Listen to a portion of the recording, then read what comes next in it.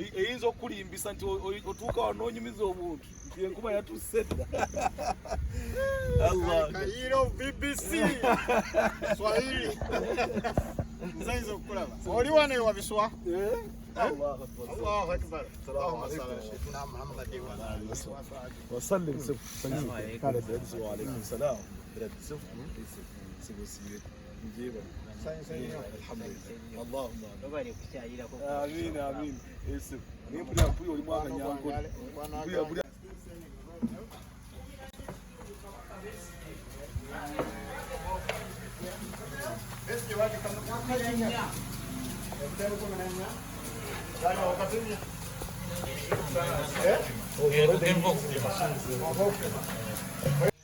Hello there and welcome to FarmTastic Africa. As we promised, we shall be looking at innovations, the different things that people are doing on their farms to try to improve not only, well, safety, but productivity, and also, well, the quality of their work, the quality of their products. It's the quality of the milk, it's the quantity of the milk, it's the quality of your breeds. All of these aspects are things that we shall be looking at, including innovations within the agricultural sector to try to make farming much more attractive, but much more doable, not just affordable, but also doable. Today, we've just decided to come to a farm. Well, why don't we just find out from the owner? And we shall be talking about genetics mainly, and from there, you'll be hearing all the different aspects that actually rotate or branch off from the issue of genetics. Why genetics? Why should we bother about genetics? I've come to Wabiswa farm, just several miles from Kampala, and the owner here is Hajji Ayub, with whom we are going to be speaking to tonight. Thank you very much for joining FarmTastic Africa, Hajji Ayub. How are you today? Yeah, I'm very well, thank you. Well, many of our listeners and the viewers would like to know who you are. Probably you can just tell us something about yourself. Hajji Ayub Kalule Karaare, born in Rutoma, Kashari. My father is the late Hajji Ayub Kalule of Rutoma, Kashari. I came to farm here in Naked Day, Namayumba, Wakiso district. How many years is that? I've been here for the last over 20 years. I came as a traditional farmer, just grazing Ankole cow and borans. And later on I realized they were not paying off because of the acreage that I have here. And I resorted to Frisian cows and Frisian crosses. And today is a very beautiful day to talk about the issue of genetics, because you are transferring from the local cows, as you're saying, and you introduced in, you actually started crossing, but also now crossing into Frisians. We basically have 3 breeds, as you can see. We cross Frisian and Ayrshires, and we cross Jerseys with Frisians. And Frisians, we carry on Frisian genetics just because of what they are known best for milk production and productivity.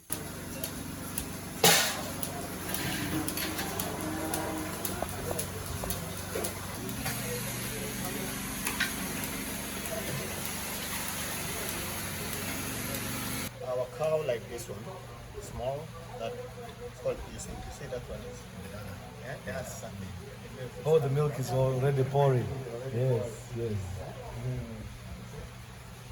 Wow. A small cow, but very, very productive. Total and free range. We only supplement when we are milking, at the time of milking, for those who, for cows that are milkers. So the milkers get a little bit of supplements to boost their production. And chikanja, this is growing mash, growers mash, and silage, little silage, so because we don't have much seeds. So we give them little supplements, just on their milk. We tell them when they are milking so that they know themselves. We are talking genetics today. Why should genetics, why should one worry about, why should a farmer, any farmer, worry about genetics at all? Genetics is a source of productivity, because if you have right genetics, at the right place, in the right conditions, the cow will give you high productivity. Genetics, you need to know, it's right from the you need to have your own strategy and targets. You need to know where you want to go. Don't go and copy the genetics of someone because he's keeping cows in a shed and you are taking them out and you don't know whether they will survive. We choose genetics here based on two things. One is productivity, but not compromising health and disease resistance. We choose bulls, sires that will boost the genetic potential and mainly against health, bad health and diseases. This one, the dates are there. Oh, yes. They are there. This one was born in July 2020. 2020. And it's a cross between an F1 and Gen X LRB. Yes. So you can see a composite but we hope this one will give us like over 30 liters a day. And it's conditioned in the eyes. But when you look at this one, it looks like a bull. Look at that one, looks like a bull. This one is a cross of Alabi and a Jali. Look at that one. The way it has grown. And this one, How old is this one? this one is 2 years. Wow. 2 years? Yes. 6 months pregnant. You see even the growth rate? Yes. You see? You see? And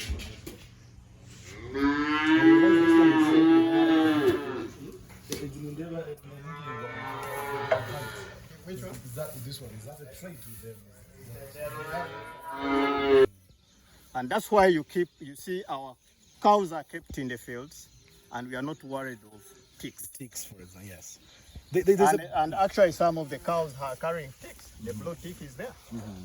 But because of their genetics, they are able to resist and tolerate the ticks. Here, this is where science starts from. Yes. Here, if you can't keep calves healthy, you can't own cows. Because this is your stock, your replacement stock. So if you can't, this one is like 2 days. They're already active like this. Yeah, they're already active. Wow. This is our nursery before anything. And you have to have someone keep the straw, keep the chain, keep the place clean. Make sure they don't eat some trash, eat clean things. Are these ones on milk replacement now? Or? No. We just start taking them because we still have especially. When we get to the issue of genetics and choosing what sort of bulls to have, how do you determine which bulls? You've said you use the number of bulls, you select the best bulls, trying to make sure that you get the best out of them. What sort of criteria do you use? You saw our young stock. Our young stocks, almost each calf has its own father, the father bull. Why? We chose to have a variety of bulls, and we test over a period which bull is suitable for our conditions here. Which bull can give us an offspring which can survive in our environment. Yes.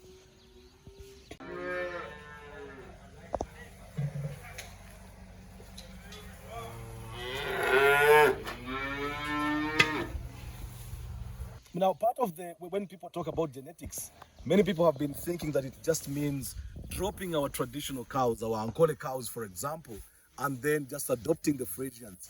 But that's different. That's not what you're doing here. You've been able to cross these Ankole cows with the freisians, with the result that we are seeing here. When you cross an Ankole cow with a freisian, the first FM, the first offspring product yes. will give you milk, but will lack other attributes, like the attribute of persistence over a lactation period.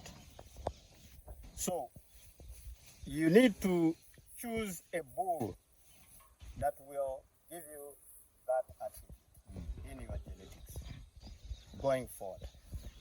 That's one. An Ankole cow is all we need from an Ankole cow is its non-resistance To disease. And its fertility. So when you cross a Frisian which can give you a lot of milk, lots of milk, and it gives it a balance to milk production. It will give an Ankole cow milk production, but the offspring will be more resistant to diseases. Because it's picking up the attributes Because it's picking yes. the genetics from of the mother. Yes. And exactly that's what we are doing here. Now, a cow like this one, it's still showing its traits that it came from this one here. This cow is known as Hillary. That's Hillary. That's Hillary. Hi, Hillary. Hello, Hillary. You can see it's a cross, but it will not shy away from giving you 40 liters. Wow. And yet it's a cross. It's an F2 cross with the Frisian. That's actually our target. What genetic gain do you give to your cows over a period? Which now brings me to my second question, which is regarding the milk production. You've spoken about like 40 liters of milk a cow. Yes. In comparison, say, to a local cow, an Ankole cow, on average, how much milk do you get a day? And then compare that with, say, a Frisian, and then let's see what the product does. Ankole cow, I've listened to many speakers about Ankole cows. People talk of 15 liters in the morning. Oh. That means it will come 22 liters a day. I've not had anyone having an Ankole cow giving more than 25, for example, liters a day. They are known for their special and unique beef, but I don't know them in the dairy sector. If at all they are there are not many cows that will give you. But here we are talking about many cows here would give you over 25 liters. Many crosses that are in here, they will give us over 25 liters. And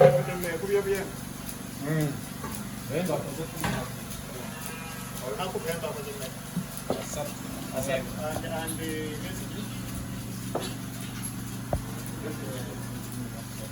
27, huh? No. And this one is what? Sure.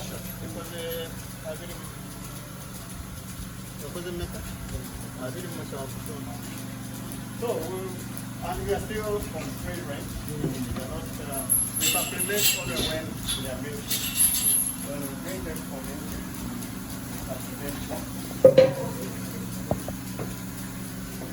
we have an F1 cow here, which we call Zari. That white and black, that one there. Oh, the white, the white and black. No, yes. that one which has raised its head. Yes. That one gave us 25 liters this lactation. And it's a second lactation. Right. So you need, if your objective is actually to produce milk, you need the Frisian. You can't avoid Frisian or Ayrshire crosses. If you can maintain the pure Frisians, so much the better, but they require much attention and techniques in maintaining them, which sometimes we cannot provide because we are outside in the wild. Yes. Now that was my next question. When you decide to go for genetics to improve the quality of your milk, well, the quantity of your milk, the quality of your milk, but you're still on zero grazing. Or rather, you're still on free range. Someone would have thought that, well, you have chosen, easier to choose zero grazing over, say, the free range that you're doing. We are now going for zero grazing, and it's not because that we can't free range, but because we want to grow the number of cows. And when you have a number of cows and you free a lot of land for fodder, you can keep so many more cows than free range.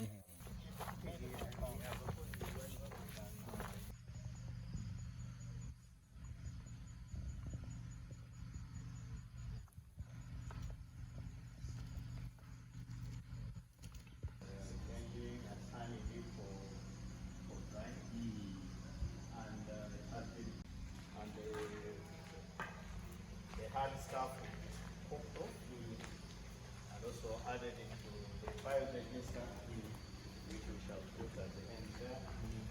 So this gas that will generate power to run the time. Now with global warming, we've had here 4 months of dry spell, and these cows, put them in the field in that hot sun, they will not do well.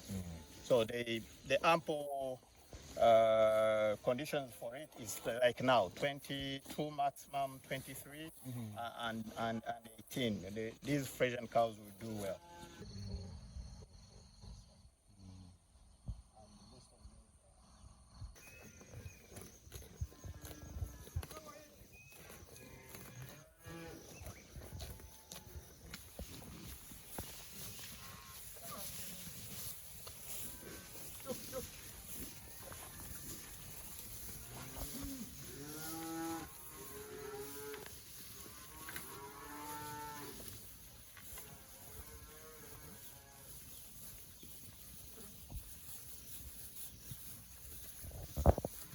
People talk about fodder, and you spoke about fodder as well.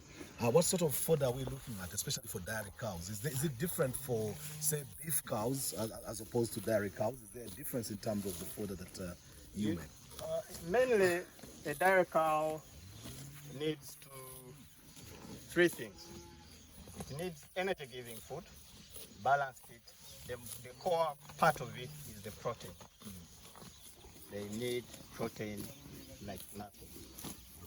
And thirdly, the mineral balance in the body must be proper. Because many farmers have been disappointed. They have a good cow, it calves down and it collapses and it can't stand up. And then they start running to vets, and vets start running with calcium injection, with what, and sometimes the cow dies. So you must make sure you have the right feeds. You need to know the composition, the nutritional value of your grass like this one. Yes. These pastures. And the test is very simple. Let me give you the test. You see this grass here? Why is this grass green, and why is that grass yellow? Yellow. So you need to keep your grass like this. You don't have to go and bring a scientist to help you know the nutritional value of your pastures. So how do I keep them green as You need opposed to do rotational grazing, right? so that themselves they can add the nutrients back in the soil, because this is because of dung. Yes. This is because of dung. If you are keeping cows in shade, carry the waste Yes. and bring it back into the garden. Into the gardens. And make sure you know what you're adding. Even that manure, don't put fresh manure. You must let it decompose, and then you spray it. You spray it in there. If it is urine, let it first take time and also settle down, and then you spray. But if you are grazing, make sure you do field. Let the cows sleep in the field to add manure there. You don't need to bring back the dung.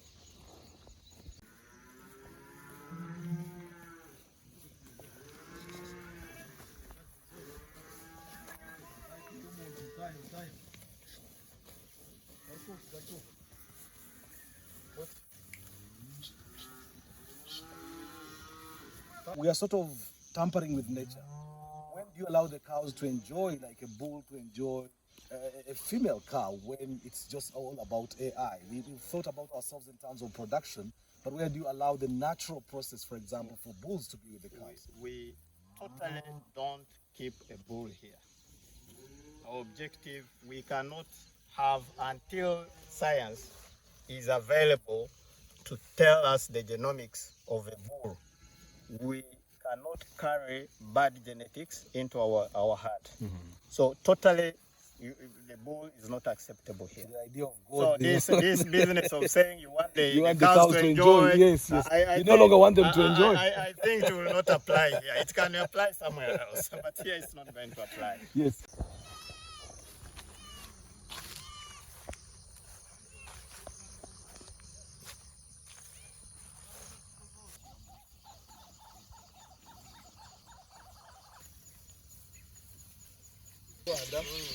The Great Lakes expert who did this. The whole business you have done.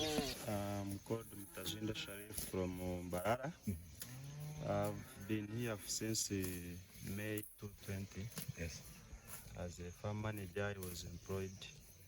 I'm doing the responsibility they gave me at the farm. which is what? That is taking care of my cows in breeding, treatment, vaccinating, record keeping, and many others that I mentioned but a few. Making sure that the food is right, the feeds are there. Opening up more space because this farm is quite big. Yes. How are you coping with that? How are you managing the teams to make sure everybody's happy to deliver what you want? So for meantime, we started as a simple using machines, hiring people around to help us in making pastures, clearing land, what. But now we have improved a bit by buying machines. That is the tractors. So now we are using tractors to make our feeds ready in time, clearing land, planting maize, planting every pasture we have at the farm, forest Guyana, and we hire also some few people to help us in planting pastures like Napier and many others. Final issues about the maintenance of machines. You have moved away a lot from reliance on labor intensive, using a lot of people, to having a machine. The biggest problem on most farms is how to maintain the machines.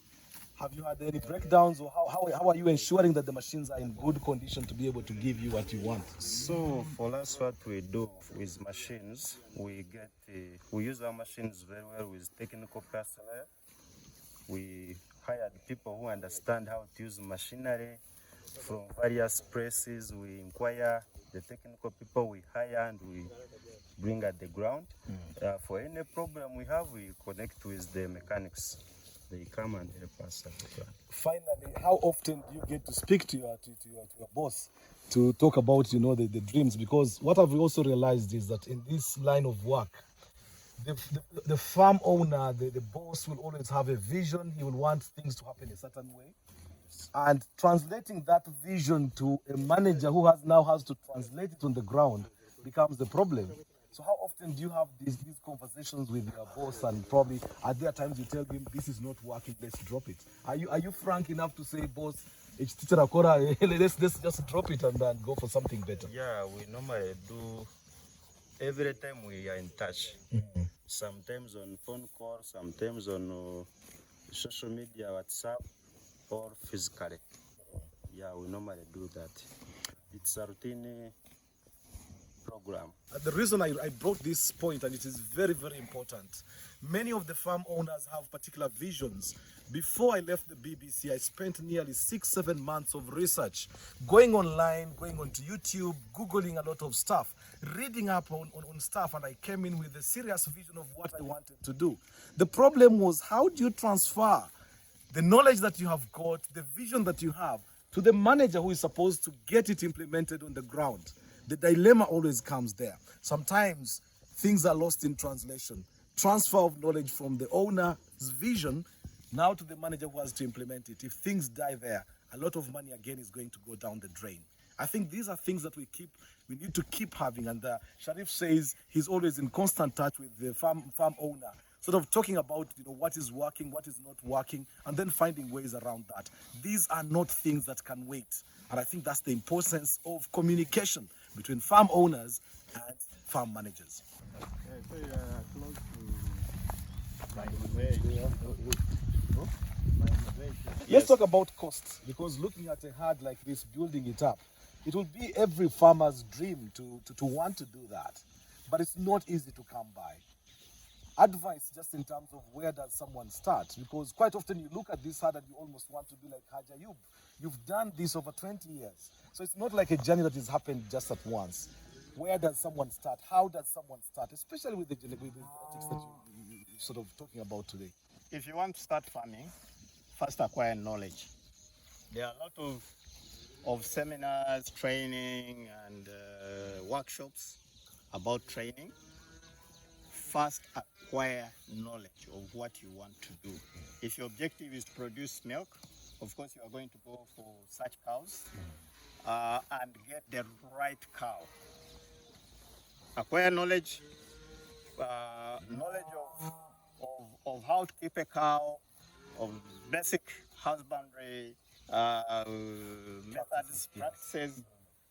You go for a folder.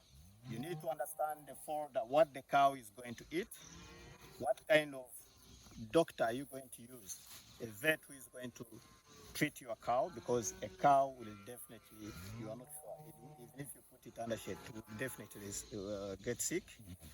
Thirdly, how much do you want to invest in, and how much do you want to recuperate after a period? So all that is the mathematics you are going to do.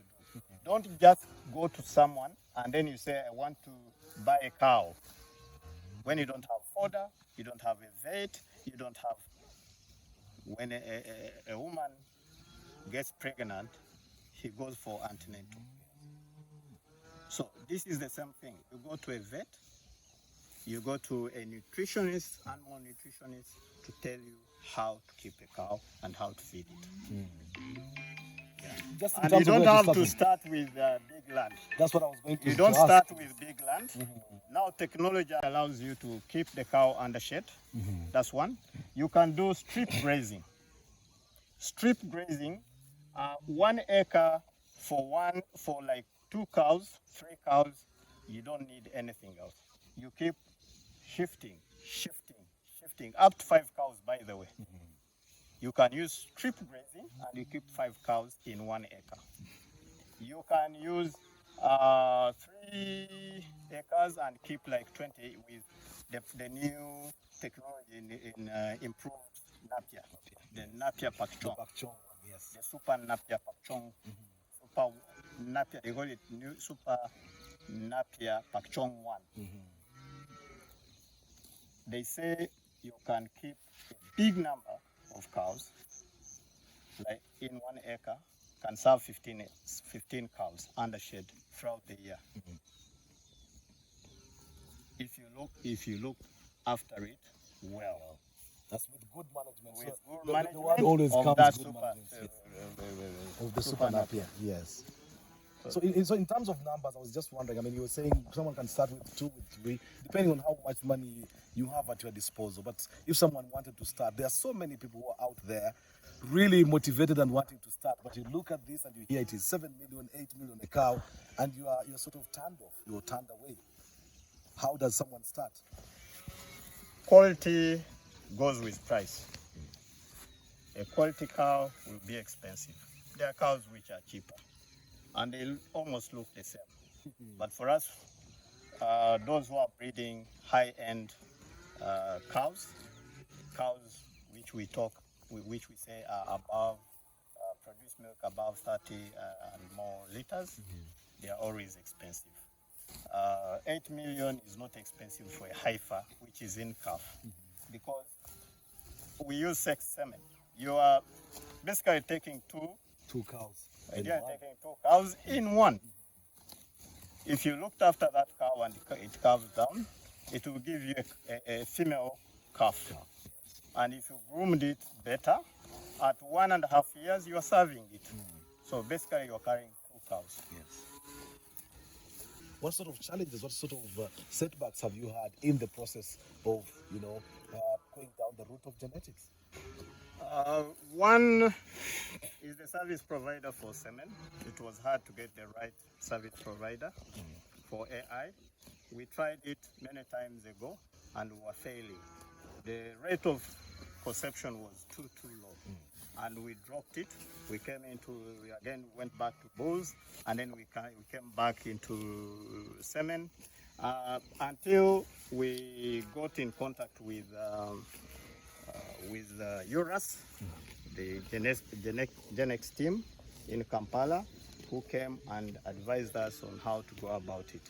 They chose even the skilled technicians who are providing us that service. And since then, we have not regretted. What was the conception rate? The conception rate is at, we say 60 to 70%. But we need to do the ABCD prior or precedent for your cow to. You have to balance the mineral salts. You have to feed it well. It has to be fed well, and the general practice must be proper. You must have good practices. Otherwise, you have a cow which is repeating if you underfed it. If you don't give the right nutrition, the actual balance of their feeds, you will not get the proper and higher rate of fertility. I think the testimony is here. This is science at work, and probably this is most likely going to be the future of production. Because here you're guaranteeing production. It's just unbelievable. It's just beautiful. It speaks volumes just in terms of how much it takes to invest in time, invest in science.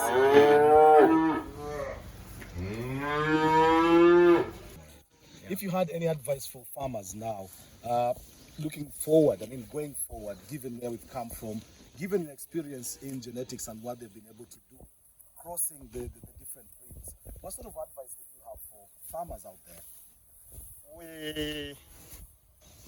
I've seen farmers making mistakes. You cannot improve your herd with a bull. You have to use AI. And that is artificial insemination. The reason is that the artificial insemination has the trait records. You know the bull you are going to breed, so that you don't carry on a genetic defect in the bull.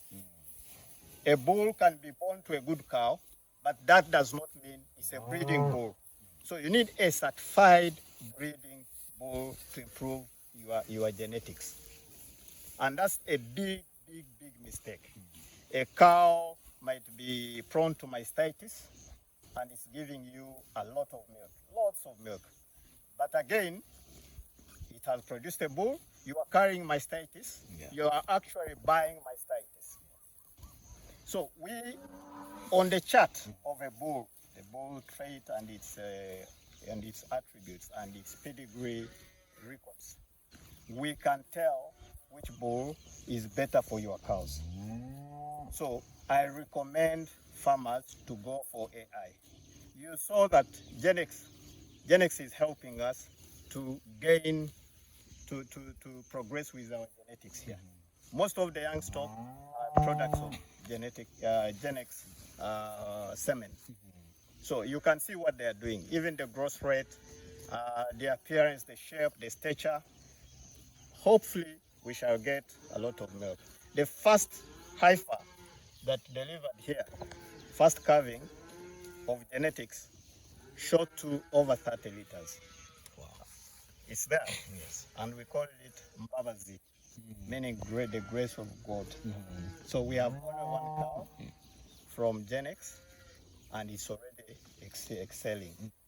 So what I'm telling you is through my experience, go full-time and full blast AI for you to gain better genetics. Really, this is coming quite handy. For the farmers out there, you've had it all. I think I could just try to summarize very briefly. It's about what you want and how you're going to get it. What do you need to be able to achieve what you actually want? It's the fodder, which you have to look after very, very carefully. Make sure the fodder is right. It's got the right content. It's got the right ingredients that you need. Get the right animal. Feed it well. It's good management. Every advice you'll always hear will always end with the word under good management. So management is above everything. Get a good vet who will understand the animals, who will be checking, vaccinate, spray as regular as you should. All of these things come in handy, and to make sure that everything is done in time. Because if you are out of time, then you're actually out of money. Kassim Kayira, FarmTastic Africa, here in Namayumba.